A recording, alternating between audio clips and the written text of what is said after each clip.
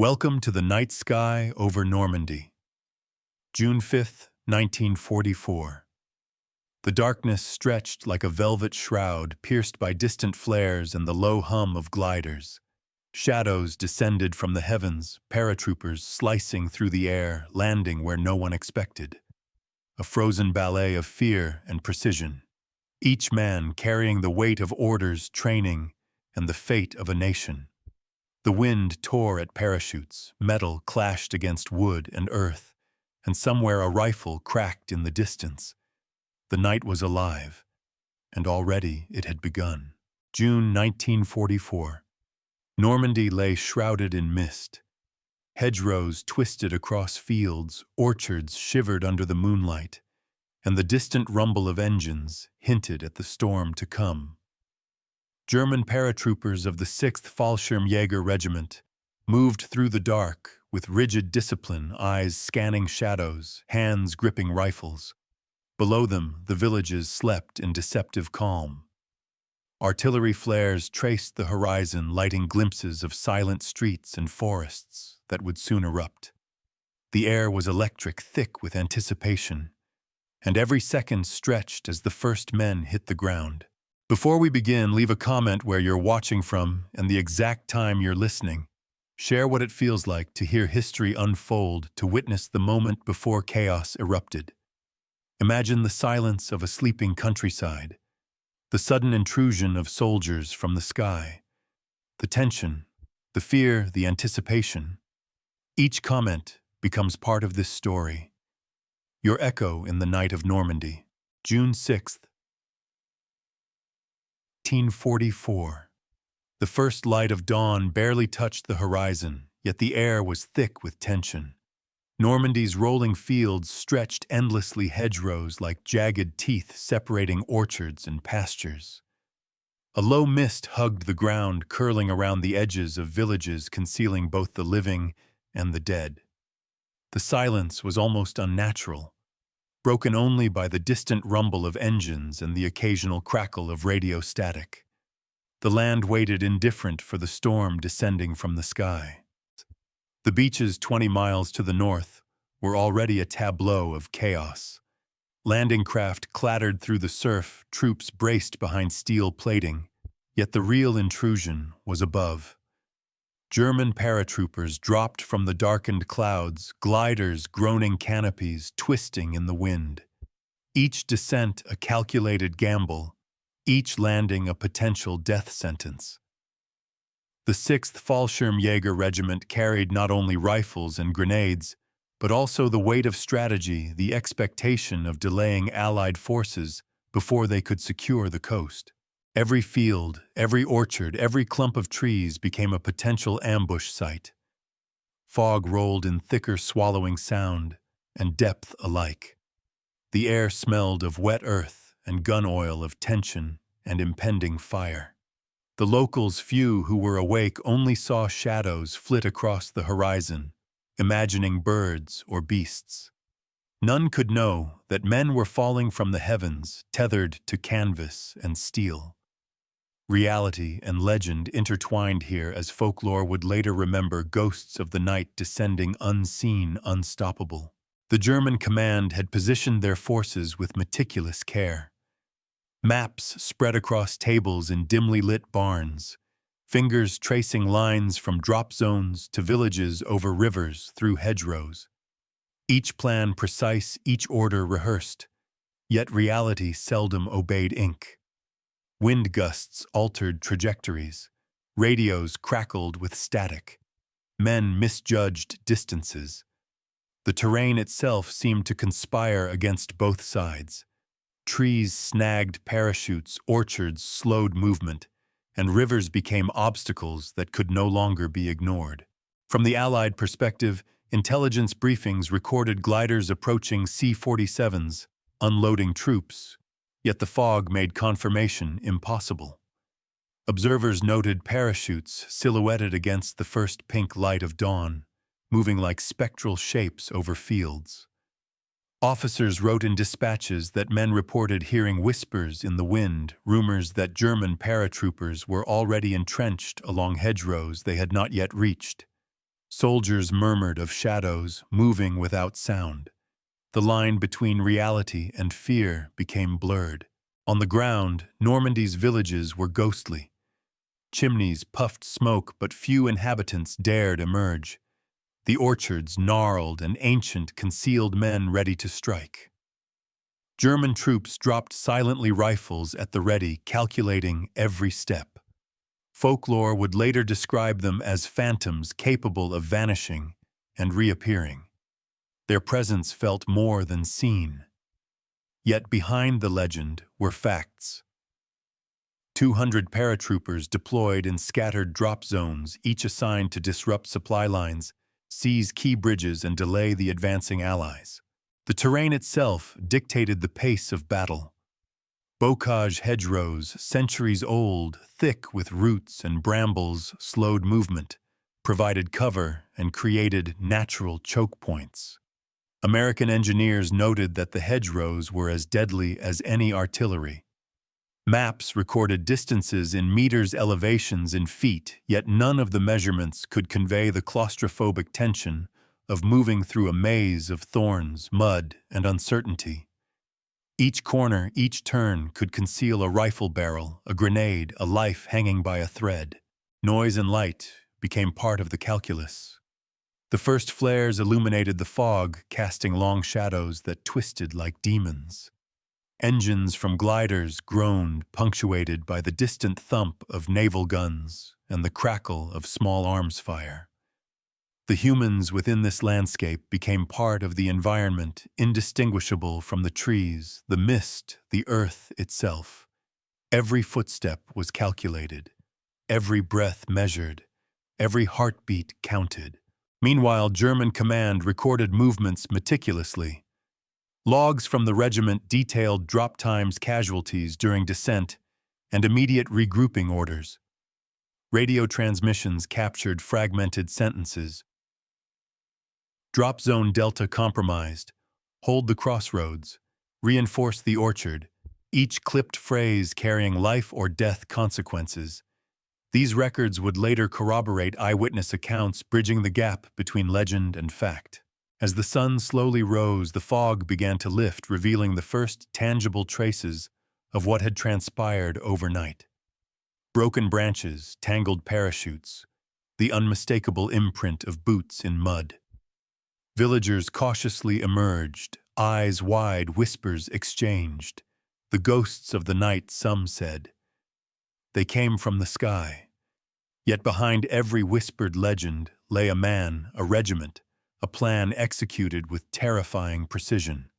Fact and folklore entwined, each feeding the other, shaping memory for generations to come. The stage was set. Normandy awaited its reckoning.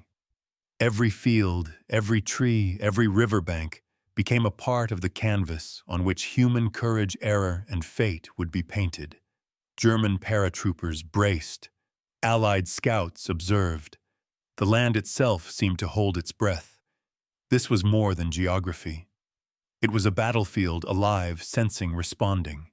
A stage upon which the drama of fire, steel, and human will would unfold. And somewhere in the distance a single rifle cracked. A warning to all who would enter. The first pulse of chaos had arrived, and the stories that would echo through history were only beginning. Normandy was no longer sleeping. It had awakened. The records are clear. June 6th, 1944, began not with the roar of beaches, but with the quiet precision of steel and canvas. The 6th Fallschirmjäger Regiment deployed approximately 200 men into scattered drop zones across the Cotentin Peninsula. Each man carried a standard-issue carabiner 98K rifle, 2 hand grenades, and a 7.92mm MP-40 submachine gun. Additional supplies were packed into munitions bundles, each weighing up to 50 kilograms. Gliders transported light artillery pieces, ammunition, and communications equipment. Every kilogram accounted for. Every movement calculated. Allied intelligence had recorded 1048 gliders approaching the drop zones. Each C-47 Dakota carried 28 soldiers, many of them airborne infantry veterans trained for rapid assault and sabotage. The Office of Naval Intelligence logged that wind speeds over 20 kilometers per hour could displace paratroopers by as much as 400 meters from their designated drop points. Maps were layered with predicted trajectories corrected for altitude, wind, and time of release.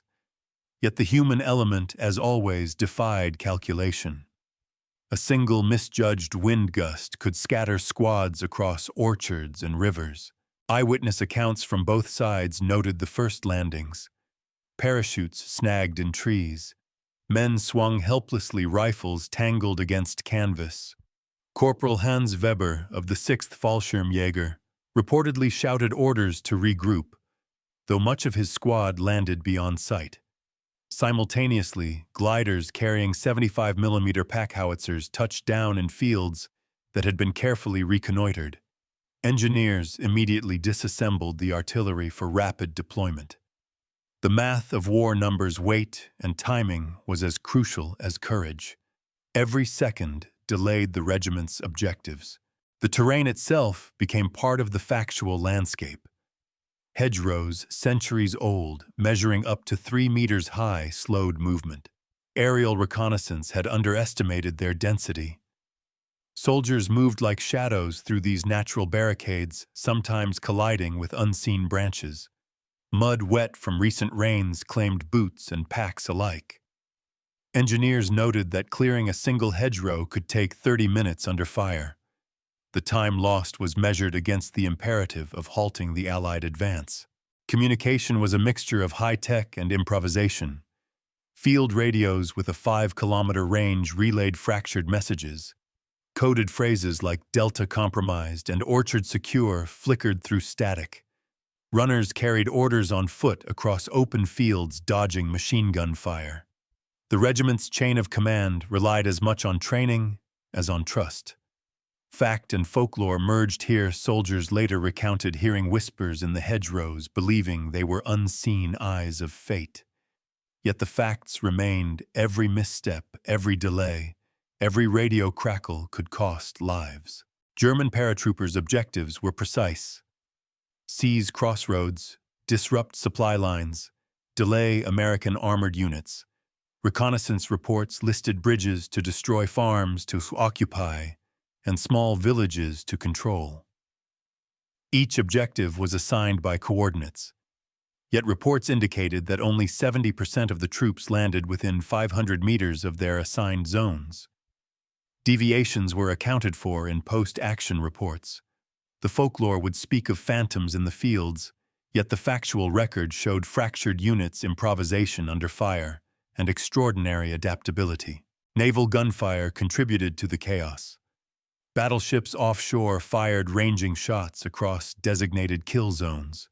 Observers logged that each salvo contained 12 to 118 shells, sometimes overshooting, sometimes falling short. The noise, the tremors, the smoke, all added to confusion. Paratroopers advanced, knowing that each hedgerow could conceal enemy riflemen, each orchard could hide artillery observers, each shadow could be death itself.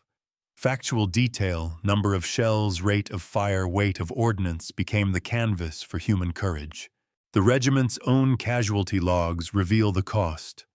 Within the first hour of the drop, 18 men were reported killed or wounded from mislandings, entangled parachutes, or accidental friendly fire. Medical units scrambled triage tents erected in open fields under flares. Yet the human stories were immediate. A private dragged his comrade from a bramble. A corporal ran across open ground to deliver orders. A radio operator relayed a position despite shrapnel in his shoulder. Each fact recorded, each life counted, each moment etched into reports. Beyond the battlefield, intelligence collected from civilians noted unusual occurrences. Villagers spoke of shadows moving without sound. Some claimed they saw men vanish behind trees only to reappear moments later. Newspapers later recounted these tales as legend. Yet every story contained factual roots: men using terrain, darkness, and misdirection to achieve tactical advantage. folklore amplified, but facts persisted. The regiment's landing zones, objectives, and movement patterns were verified in after-action reports linking legend to reality. The combination of logistics and human endurance was staggering. Each man carried rations for 72 hours, water bladders, grenades, and ammunition. Gliders delivered 75 1mm pack howitzers weighing 400 kilograms disassembled, then reassembled under enemy observation.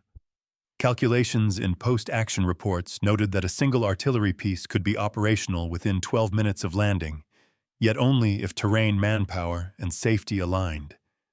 The numbers, the weight, the precision, every detail mattered. Fact became the anchor for the chaos unfolding. By midday, reports logged over 600 meters of hedgerows cleared by small teams, improvised bridges erected over drainage ditches, and roads temporarily blocked with debris. Paratroopers had slowed at least one American battalion for over 2 hours, achieving tactical objectives beyond expectation. Yet simultaneously, some squads were isolated, their presence known only by the occasional flare, the distant echo of gunfire, the empty spaces between hedgerows.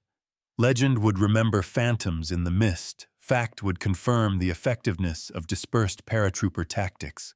Every piece of equipment, every man, every action had been catalogued.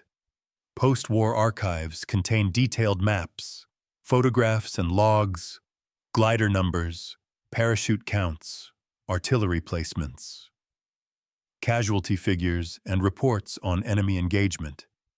Each document a testament to planning, adaptation, and survival.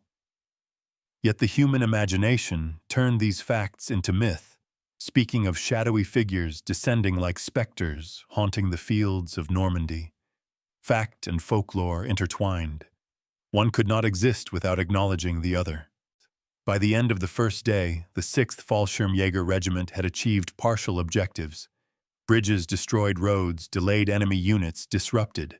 Reports noted 42 wounded, 17 killed, 5 missing. Artillery units deployed, radio communications functioning under duress supply, bundles distributed. And in the villages and orchards, whispers began, men falling from the sky, disappearing in shadows, acting with inhuman precision. A battlefield of fire and fear, grounded in fact, illuminated by legend. Corporal Heinrich Vogel ran across the open field, boots sinking into mud. The hedgerows ahead obscured the world beyond. His rifle pressed to his chest, fingers white around the trigger. Every heartbeat thundered in his ears. A flare lit the mist, casting long shadows that danced like phantoms. He paused, listening. The crack of a distant rifle echoed, followed by the thud of a shell in the orchard. Mud splashed over his knees as he scrambled forward, each step measured, deliberate, alive with tension. The world had shrunk to earth, steel, and breath. Nearby, Private Lucas Meyer struggled with a tangled parachute. The canvas had caught on a gnarled branch. He kicked free, but the movement sent a bundle of ammunition rolling down the slope. Curses muttered under his breath, each word swallowed by the wind. Behind him, a fellow soldier dragged a wounded comrade into the cover of a sunken lane. Blood seeped into the mud, red against brown, a stark reminder of what lay ahead. The human cost of precision training collided with the chaos of nature and war. In another sector, Lieutenant Fritz Bauer coordinated the repositioning of a light artillery piece. Men lifted the howitzer from the glider, each movement synchronized with grim determination. The hedgerow offered cover, but it also limited visibility. A sudden shout, enemy spotted, sent them scattering. Rifles cracked, smoke curled around the trees. Bauer took a moment to glance at the horizon. The village beyond seemed untouched, yet the sounds of distant battle suggested otherwise. In minutes, Normandy's quiet transformed into a network of fire, shadow, and adrenaline. Soldiers adapted instinctively. Corporal Vogel noticed a sniper nest in the orchard. He ducked, fired a single shot, then moved on, heart pounding. Private Meyer crawled beneath barbed wire, each movement precise. Legends would later speak of German soldiers appearing like ghosts in the mist, vanishing and reappearing in impossible locations. The reality was more prosaic discipline training and a desperate will to survive, but in memory, fact, and folklore intertwined seamlessly. A small team of paratroopers approached a crossroads, every decision critical. Left meant potential ambush, right risked exposure to artillery. Maps were consulted mid-movement. The human element defied calculation. Corporal Vogel and his squad spread out, each man a node in a living network. Shadows lengthened as morning approached, the mist thinning. A farmer's house stood quiet. Behind its walls, civilians watched, unaware that within minutes the fields outside would erupt with gunfire. Communication was tenuous. Radio operators relayed fragments, bridge secure, enemy advancing, each transmission a lifeline. Private Meyer relayed coordinates to Bauer while dodging fire. Bullets tore into the earth around him, sending clods of mud and shattered branches into the air. He felt time slow. The human body, trained but not invincible, reacted instinctively, crawl, fire, move until the next cover was reached. Meanwhile, Corporal Heinrich noticed an injured comrade trapped beneath a fallen glider. Without hesitation, he lifted the frame, the weight of metal and flesh, straining every muscle. The man coughed, dazed but alive. The field around them was a tapestry of chaos, parachutes tangled in hedgerows, ammunition scattered, smoke curling above, and distant artillery marking the sky with staccato bursts. In these moments, the mundane became heroic. Survival was measured in inches, seconds, and courage. Somewhere beyond the hedgerows, a medic moved from man to man. Each triage decision immediate. Bandages applied hastily, instructions shouted over the roar of engines and gunfire. Folklore would remember them as angels in the mist. Spectral figures gliding from soldier to soldier. The facts were simple, and brutal hands covered in mud and blood, a sense of urgency pressing every action, every breath, every heartbeat. Yet perception transformed reality into legend. Across the landscape, private diaries later recounted moments frozen in time. I ran through the orchard, bullets whipping past my ears. A flare caught my helmet, casting shadows that danced like monsters. I thought I would not survive the hour. Another noted. The hedgerow was alive, or perhaps it was fear itself. Every step forward, a battle against the land, the enemy, and my own exhaustion. These vignettes grounded the immense machinery of war in human experience. They were microcosms of courage, fear, improvisation, and instinct. Even the smallest actions had ripples. A soldier throwing a grenade to clear a hedgerow, a corporal shouting instructions to regroup, a medic administering aid. Each act measured against immediate survival. Fact and folklore intertwined, soldiers' deeds became stories amplified by the chaos, distorted by memory, yet rooted in concrete reality. Archives later verified many of these actions, locations of casualties, units' movement, artillery engagement, but the lived experience remained elusive. As morning broke, Normandy revealed the first scars of battle. Broken branches churned mud-spent casings. Soldiers paused briefly to orient themselves. The human lens revealed both heroism and vulnerability. Each paratrooper a study in contrast, trained yet terrified, disciplined, yet improvising, alive yet mortal. The battlefield was no longer abstract. It was palpably human. Every breath, every twitch, every glance mattered. By midday, micro-units had achieved objectives, roads temporarily blocked, supply lines, disrupted, key positions, held. Yet casualties were accumulating. Wounded soldiers dragged to makeshift cover, others pinned down under fire. The landscape became a living tableau of human endurance, improvisation, and mortality. Legends would remember ghost soldiers and phantoms in the fog. Yet the factual record told of men moving through chaos, obeying orders, reacting to terrain, and surviving through instinct and sheer determination. Even now, the memory of these scenes lingers. Letters, diaries, and post-war interviews paint vivid pictures. A corporal guiding his men through the orchard, a medic bending over a wounded private, a soldier throwing a grenade to create space, all human, all factual. Yet the mist, the shadows, the distant echoes of battle transform these moments into cinematic legend. Normandy became a theater where fact and human story were inseparable, where the minutiae of individual action shaped the grand sweep of history. Germany had built 347 Tiger tanks by the summer of 1944. Each one a fortress of steel weighing over 57 tons, armed with an 88mm gun capable of cutting through armor at distances exceeding 1,500 meters. America, in contrast, had rolled out 49 234 Sherman tanks in total, numbers that dwarfed German production, yet arrived piecemeal on the beaches. Outgunned. Outproduced. The arithmetic alone hinted at the inevitable, yet the human element and tactical ingenuity still shaped the battlefield. The German artillery could fire 12 rounds per minute. The Allied batteries unleashed over 1,500 shells per hour across the Cotentin Peninsula. Every hedgerow, orchard, and village became a point of confrontation. Predicted victory for the defenders often met sudden collapse when waves of infantry advanced behind armored columns. The juxtaposition was stark. Numbers on paper told one story. The chaos of men, mud, and steel told another. German paratroopers faced overwhelming odds. Their objectives, meticulously planned yet scattered landings, disrupted coordination. Reports indicated that only 70% of units landed within 500 meters of their assigned zones.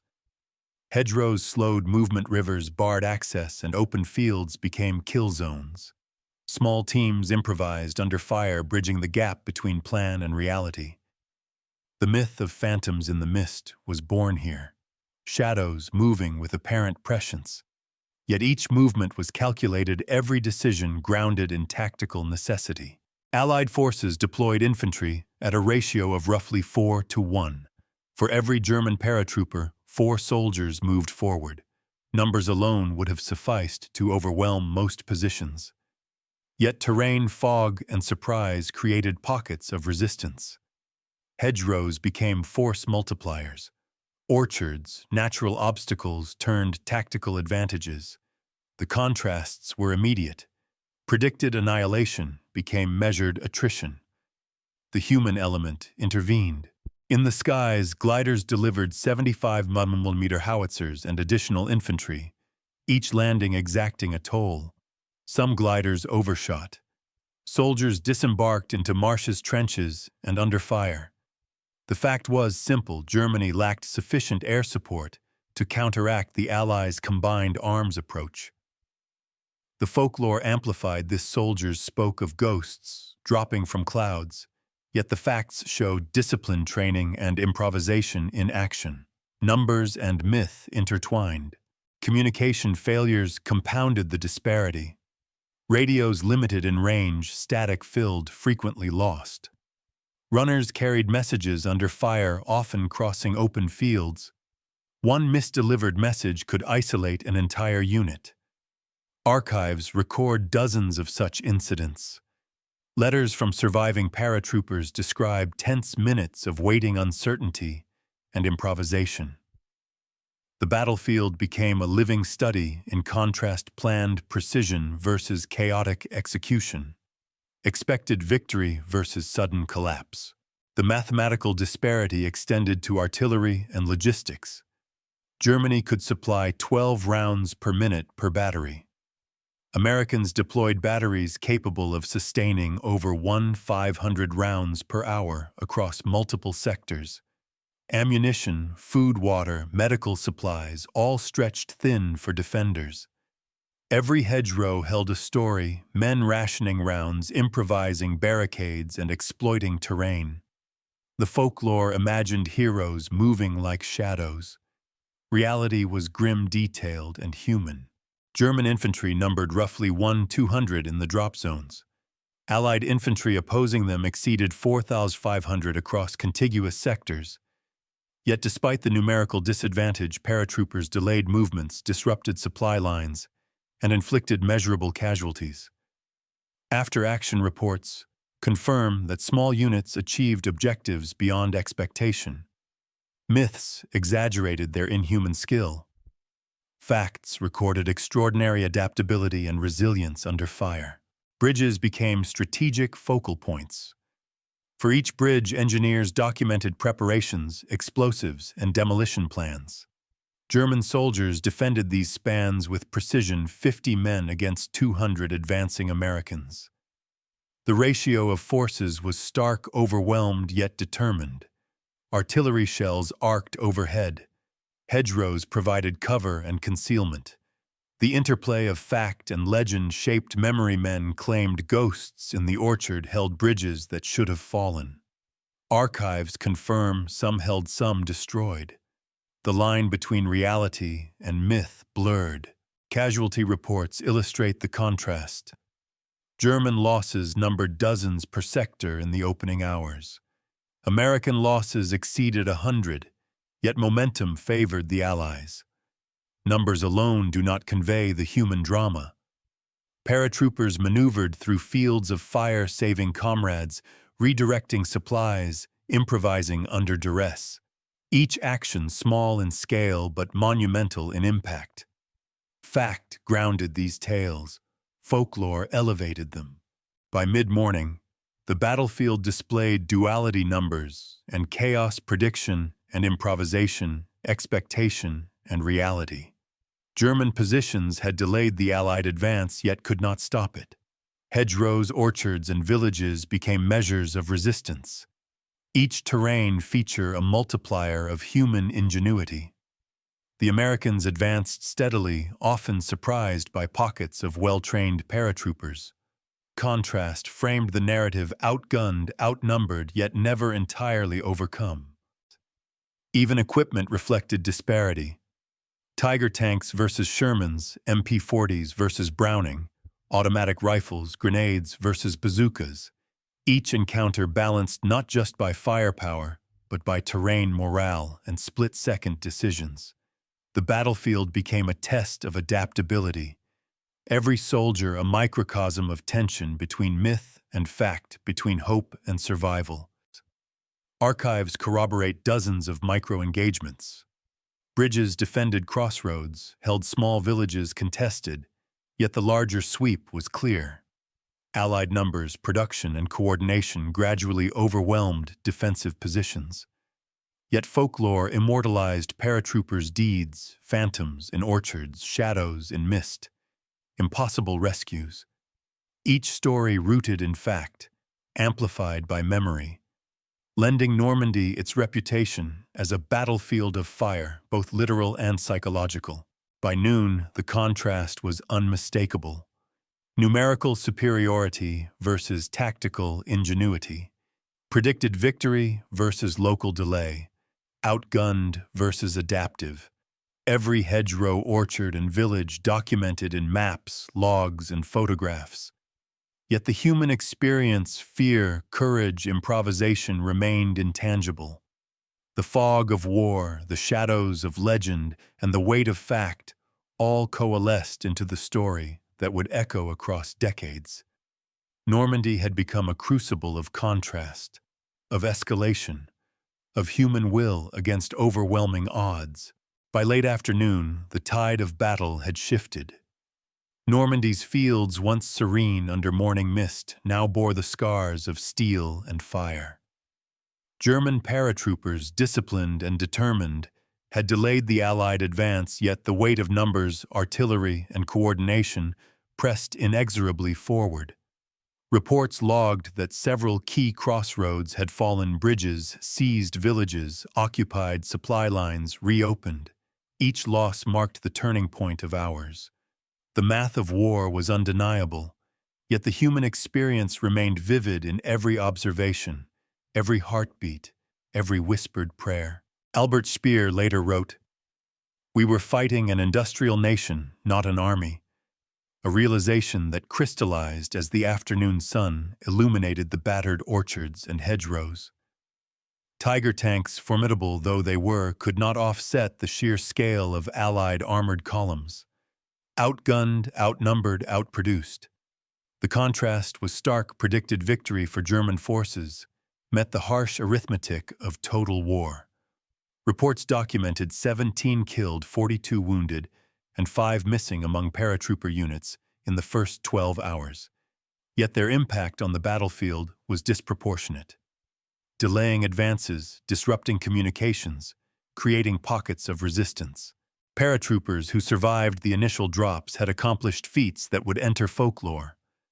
Corporal Heinrich's squad held a crossroads for over 2 hours. Private Lucas Meyer dragged a wounded comrade under fire using terrain hedgerows and sheer improvisation to evade detection. Soldiers' movements became stories of ghosts in the orchards, shadows in the mist. Yet the facts corroborated their actions. Unit logs, after-action reports, and reconnaissance photographs confirmed positions held, bridges defended, and supply lines disrupted. The intersection of legend and reality painted Normandy as both battlefield and mythic space. The Allied advance, though slowed, was relentless. Engineers cleared hedgerows, bulldozed obstacles, and repaired damaged roads. Infantry pressed forward, learning quickly to anticipate ambushes, to read the terrain, to interpret the echoes of gunfire. German paratroopers had forced improvisation, stretched command, and tested courage, yet eventually, overwhelming resources tipped the scales. Artillery tanks and reinforcements converged. The battlefield's geometry changed. Hedgerows became funnels rather than barriers, and villages fell one after another. The calculus of war was evident in maps, photographs, and casualty reports. Yet the human lens captured something more: resilience, improvisation, and the haunting echo of those who had fallen. As dusk approached, reports from the field recorded that German forces were executing phased withdrawals. Lieutenant Fritz Bauer ordered squads to regroup, moving casualties, securing remaining supplies, and preparing defensive positions. The regiment had realized the inevitability. Holding ground was temporary survival paramount. Folklore would later recount phantoms retreating into mist, yet the reality was meticulous, deliberate, and painfully human. The echoes of these decisions shaped the battlefield for the following days. American observers noted the disruption caused by the paratroopers. Armored columns, delayed infantry pinned in hedgerows, artillery targets obscured by smoke and terrain. Logs indicated that even small units of 15 to 20 men could delay entire battalions for hours. The fact was inescapable, though. Outnumbered, disciplined, and strategically deployed paratroopers could impose a tactical cost far exceeding their numbers. Legend translated this into stories of shadowy specters, silent hunters unstoppable despite overwhelming odds. The truth lay somewhere between. The aftermath of the first day revealed the full measure of Normandy's transformation. Fields churned with mud, broken trees, tangled parachutes, and spent casings. Hedgerows, shredded villages scarred, and bridges partially destroyed or held under tenuous control.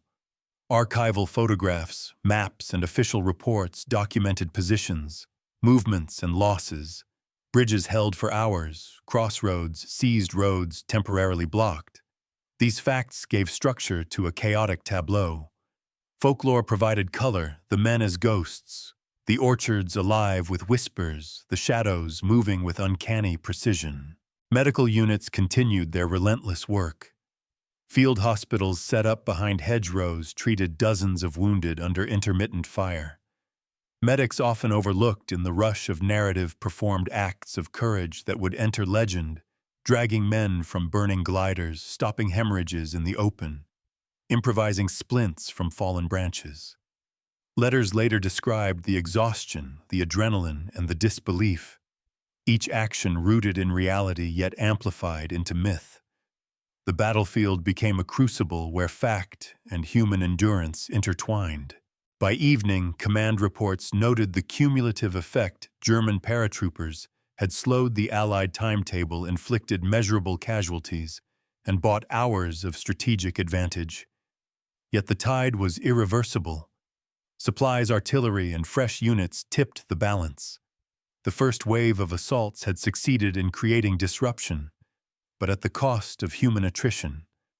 Soldiers moved through hedgerows with grim determination. The echoes of firing, shouting, and artillery fire faded slowly into the twilight. The human stories persisted. Private Meyer survived wounds to continue movement across fields. Corporal Vogel retrieved fallen comrades, guiding them to cover. Every act, small or large, became testimony to courage under fire. Folklore elevated these deeds, phantoms, shadows, ghosts, but the records, diaries, and photographs confirmed the actions. History preserved the truth, while legend amplified the drama. Normandy was simultaneously battlefield myth and proving ground for human will. Night fell, and with it a strange calm. The immediate fighting subsided, but the terrain bore the imprint of fire, courage, and chaos. Officers compiled reports noting positions held, objectives delayed, and losses sustained. Artillery units recalibrated. Paratrooper units regrouped. The field lay in a fragile equilibrium. Yet the echoes of that day would reverberate through memory, legend, and the facts themselves. The battlefield had been altered. Normandy had changed forever. In the quiet, one could trace the narrative of human determination against overwhelming odds. Men of both sides exhausted yet resolute. Facts recorded in logs, maps, and photographs. Legends whispered in letters, diaries, and recollections. Every hedgerow cleared, every bridge defended, every village contested became part of the larger story.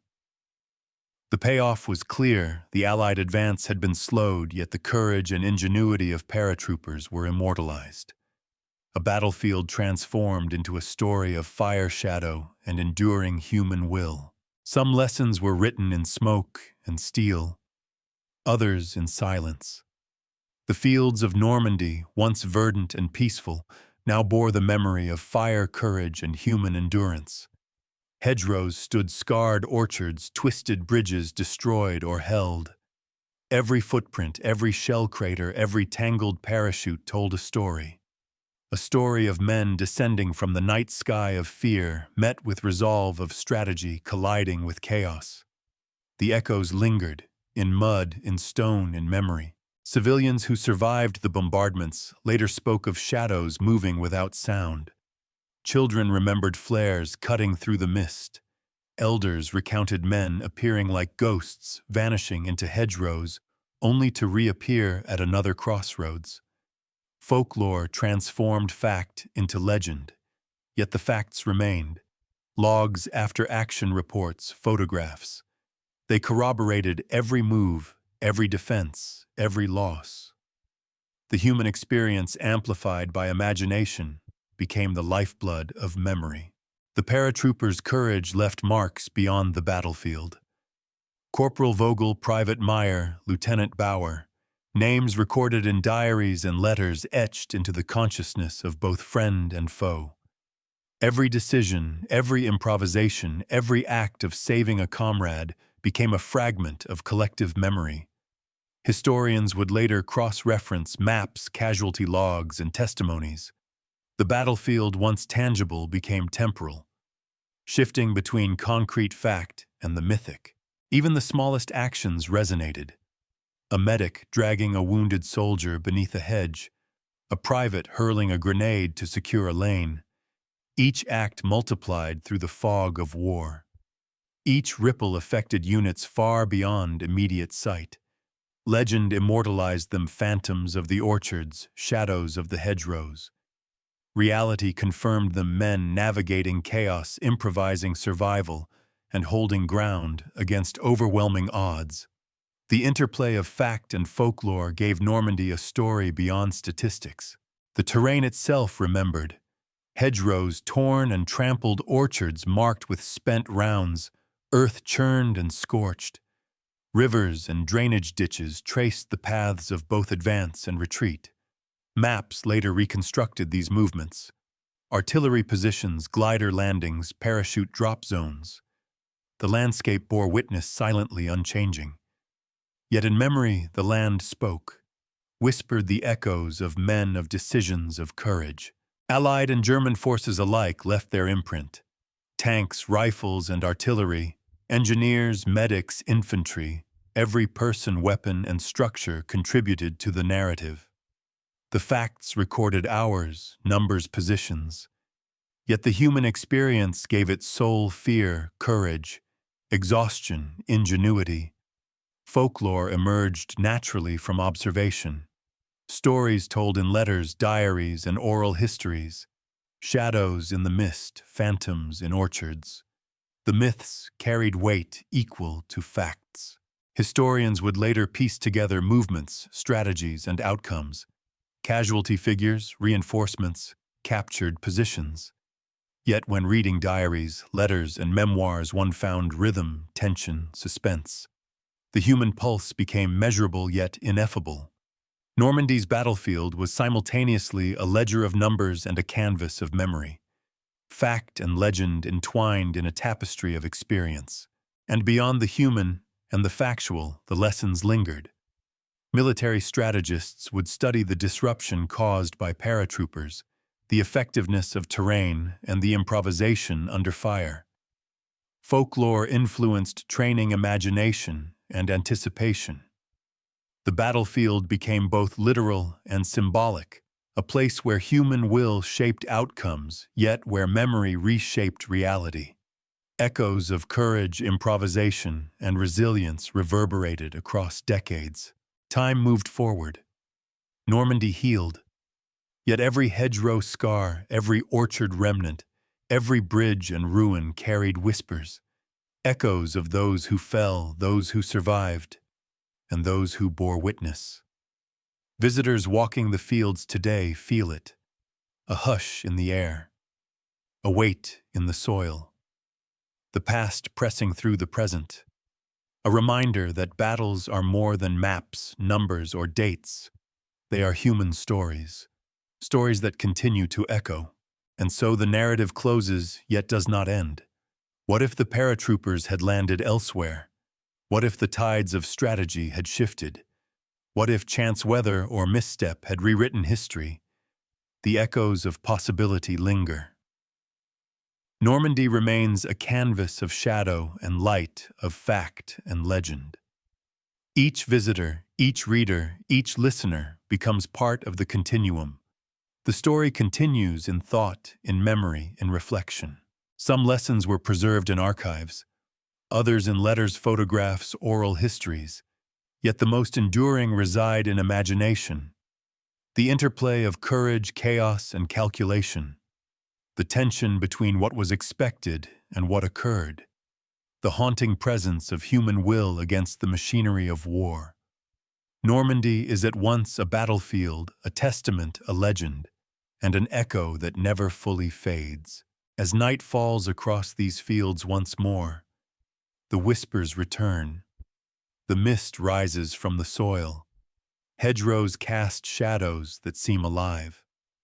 One imagines the footsteps of those who fell, the whispered orders of officers, the ragged breathing of men hiding in orchards. The battlefield sleeps, yet the story persists. The open-ended echo carries on through memory, imagination, and history. Through fact, through legend. The next story begins where this echo fades. Normandy's lessons ripple outward into strategy, into memory, into the human psyche. Some moments remain unquantifiable. Some acts defy measure. Yet every shadow, every whisper, every record contributes to the vast mosaic. The past remains present. The echo persists. In silence, in stone, in soil, in memory, in legend, in the human heart.